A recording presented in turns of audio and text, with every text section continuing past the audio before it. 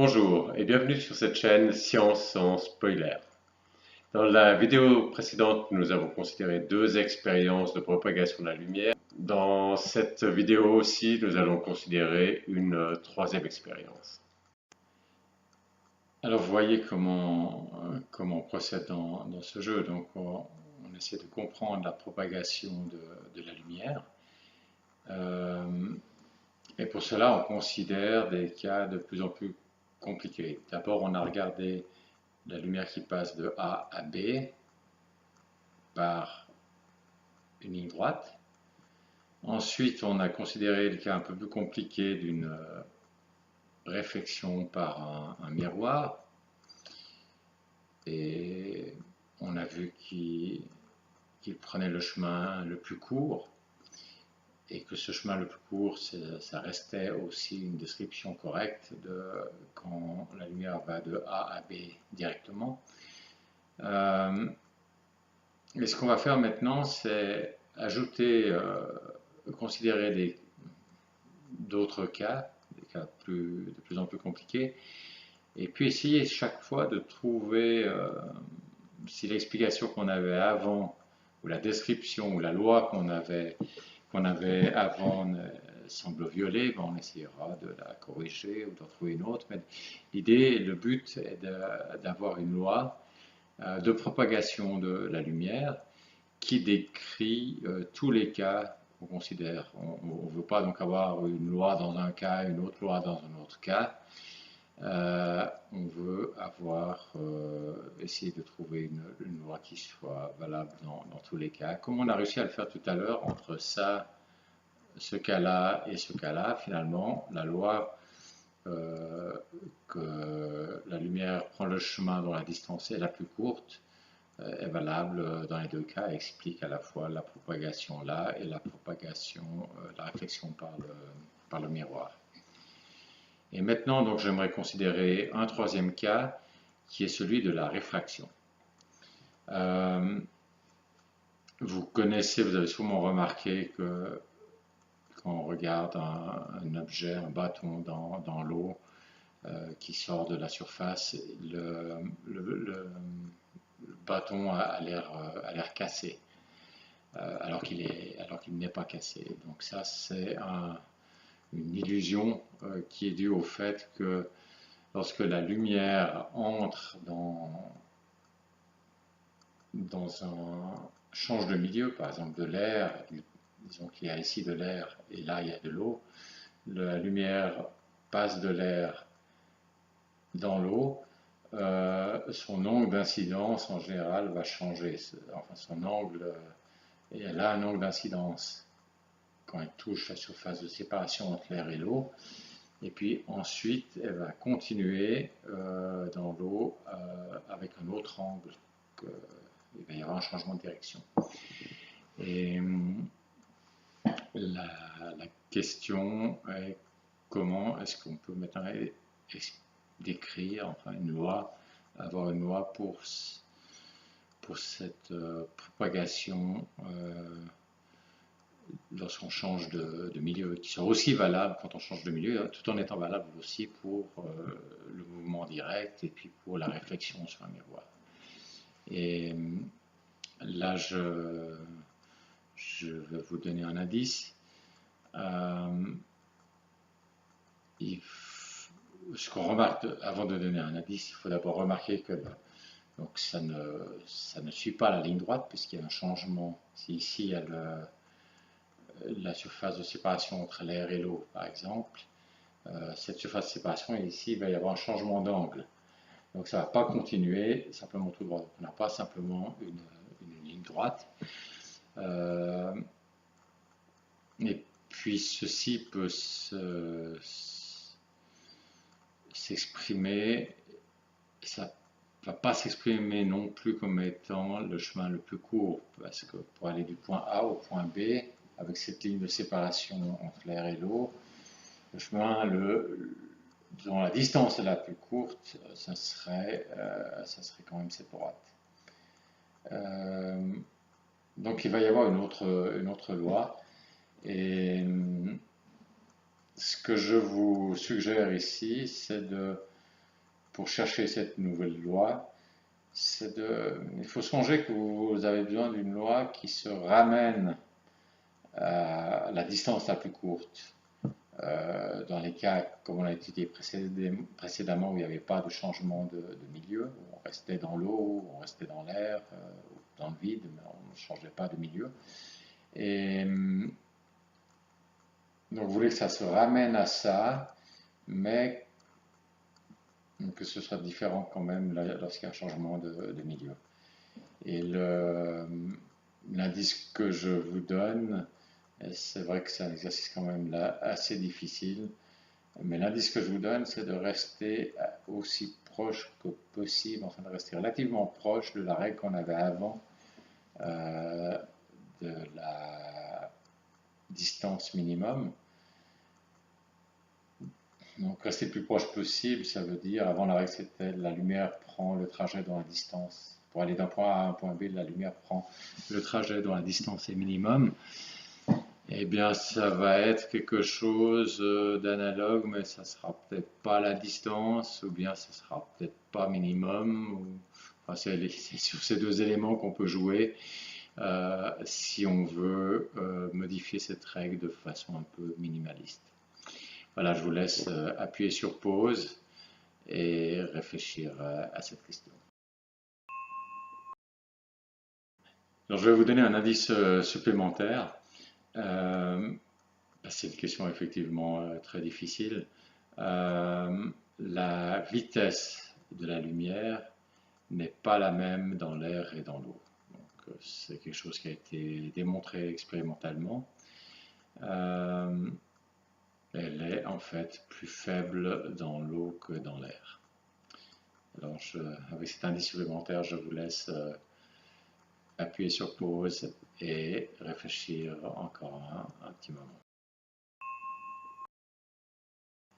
Si vous n'avez pas trouvé la réponse, je crois que c'est assez normal parce que c'est vraiment une idée absolument géniale.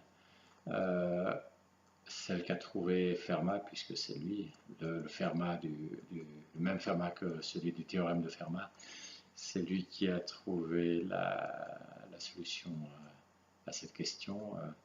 Ce qui est le plus impressionnant, c'est à une époque où on ne connaissait même pas la vitesse de la lumière, on ne savait pas qu'elle était plus lente dans l'eau que dans l'air. On ne savait même pas si elle était finie ou si la vitesse, ou si la lumière se déplaçait instantanément. Donc il avait au fond très très peu d'informations.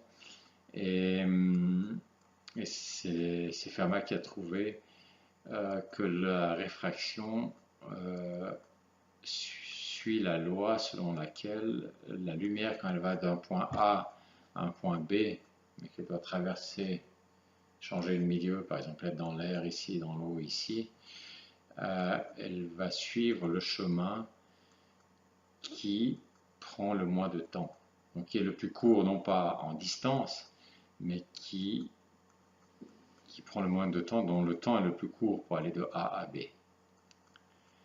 Et évidemment, si on ramène ça aux questions précédentes, c'est-à-dire quand A et B étaient dans le même milieu où il n'y avait pas de changement de milieu, la droite était aussi le chemin où le temps c'était le chemin où la distance est le plus courte, mais si on suppose que la vitesse était constante de la lumière était constante, alors c'était aussi le chemin qui prenait le moins de temps pour aller de A à B. Idem, lorsque il y avait une réflexion sur le miroir, c'était le chemin qui était de la distance la plus courte, comme on restait toujours dans le même milieu avec la même vitesse, c'était aussi celui qui prenait le moins de temps. Par contre, lorsque il y a un changement de milieu avec cette séparation, surface de séparation entre l'air et l'eau, par exemple, alors il n'est pas intéressant, enfin, si c'est le chemin de moindre temps n'est pas le chemin le plus court, parce que la droite ici qui va de A à B, qui est le chemin dont la distance est la plus courte, il y a intérêt à en dévier pour faire un peu plus de trajet dans l'air, où la vitesse de la lumière est plus grande et un peu moins dans l'eau où la vitesse est est plus faible. La vitesse de lumière est plus faible.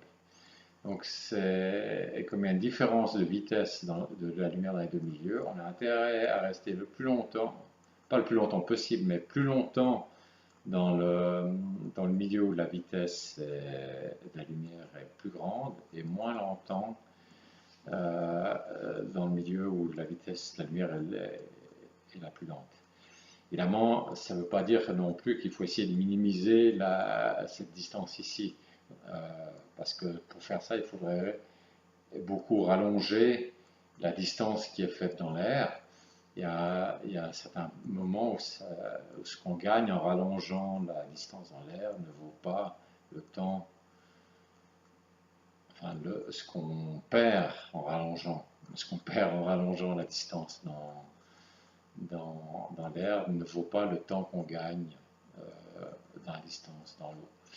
Et bon, c'est relativement compliqué de calculer quel est le point, donc si vous avez un point A et un point B, à quel endroit de la surface de séparation entre les deux milieux il faut que la lumière passe d'un milieu à l'autre pour le faire dans le moindre temps.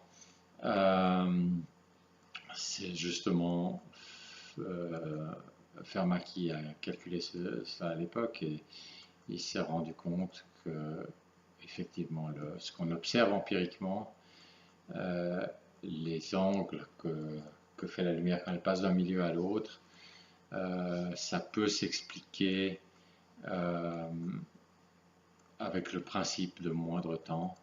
Donc l'idée que la lumière prend le trajet qui prend le moins de temps. Et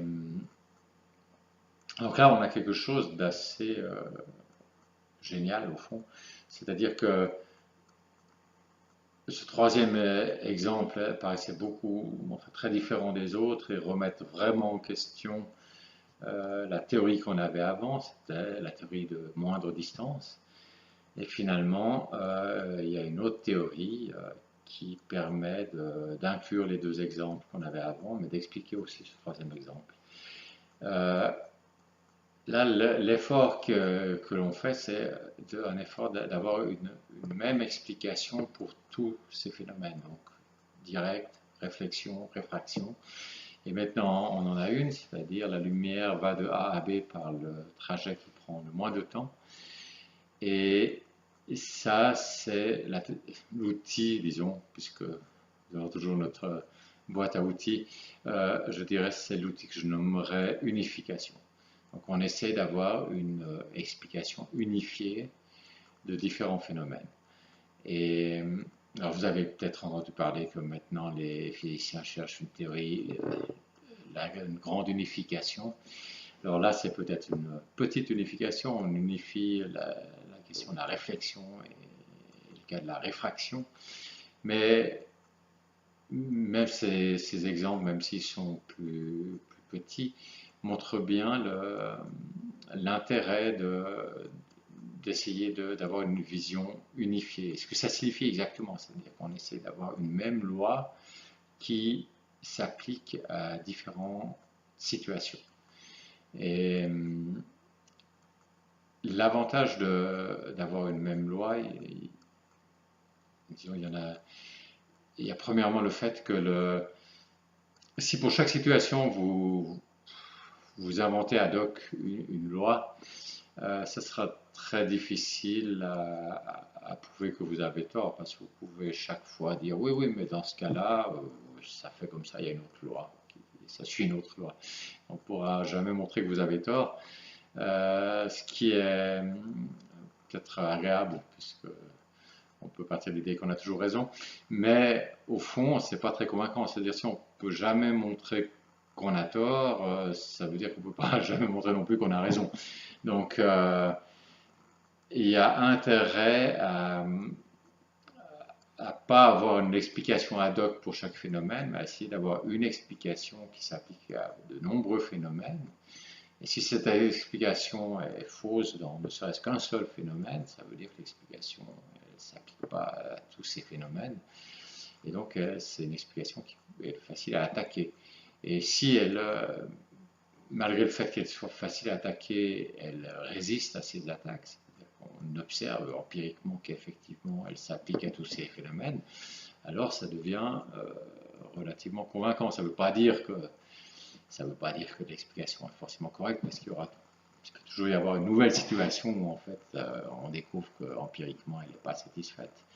Mais quand même, le fait qu'elle ait passé un certain nombre de tests, et par exemple ici cette théorie que la lumière prend le chemin de moindre temps, elle passe la situation AB, elle passe le test de la situation d'une réflexion sur un miroir. Maintenant, on voit qu'elle passe aussi le test où il faut changer de milieu avec une surface de séparation entre deux milieux. Donc, elle a au fond passé 3 tests. Donc, on peut commencer à avoir confiance, peut-être à tort, mais on peut commencer à avoir confiance, une certaine confiance en ce principe. Donc ça, c'est un premier intérêt d'avoir des explications unifiées qui s'appliquent à diverses situations, une explication pour diverses situations. Et puis l'autre point, c'est évidemment que si une explication s'applique à différentes situations, une théorie s'applique à différentes situations, on a quelque part le sentiment qu'elle est plus profonde, qu'elle est peut-être plus vraie, que si elle s'applique à un nombre restreint de situations. Et ce qu'on verra par la suite dans les vidéos qui viennent, c'est que, en tout cas, ça permet d'avancer, de chercher une théorie unifiée, même si pour l'instant on est juste unifié dans des phénomènes de propagation de la vitesse de la lumière. C'est une bonne approche pour avoir des idées. Alors, dans cette vidéo, nous avons bien avancé. Nous sommes passés de la conclusion que nous avions dans la vidéo précédente, selon laquelle la lumière prend le trajet qui est de plus courte distance, à la théorie maintenant, selon laquelle la lumière prend le trajet